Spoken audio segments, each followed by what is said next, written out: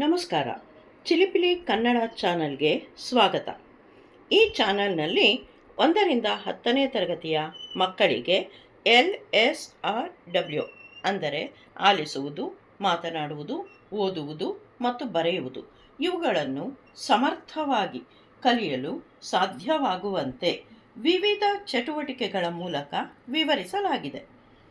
ಇಂದಿನ ವಿಡಿಯೋದಲ್ಲಿ ಅಕ್ಷರವನ್ನು ಗುರುತಿಸಿ ಸೂಕ್ತ ಚಿತ್ರವನ್ನು ಆರಿಸಿ ಅಕ್ಷರದ ಮುಂದೆ ಆ ಚಿತ್ರವನ್ನು ಜೋಡಿಸಿ ಮಕ್ಕಳು ಹೇಳಬೇಕು. ಉದಾಹರಣೆಗೆ ಇಲ್ಲಿ ಮ ಅಕ್ಷರವಿದೆ. ಮ ಅಕ್ಷರಕ್ಕೆ ಸೂಕ್ತವಾಗುವ ಚಿತ್ರವೆಂದರೆ ಮನೆ. ಮಗು ಮ ಅಕ್ಷರದ ಮುಂದೆ ಮನೆಯನ್ನು ಜೋಡಿಸಿ ಮನೆ ಎಂದು ಹೇಳಬೇಕು. ಹಾಗೆಯೇ ಇಲ್ಲಿ ತ ಎನ್ನುವ ಅಕ್ಷರವಿದೆ. ತ ಎನ್ನುವ ಅಕ್ಷರಕ್ಕೆ ಇಲ್ಲಿ ತಬಲ. ಇದನ್ನು ತೆಗೆದು ಮಗು ತಬಲ ಎಂದು ಹೇಳಬೇಕು. ಇದರಿಂದ ಮಕ್ಕಳಲ್ಲಿ ಮಾತನಾಡುವ ಕೌಶಲ್ಯ ಬೆಳೆಯುತ್ತದೆ. ಧನ್ಯವಾದಗಳು.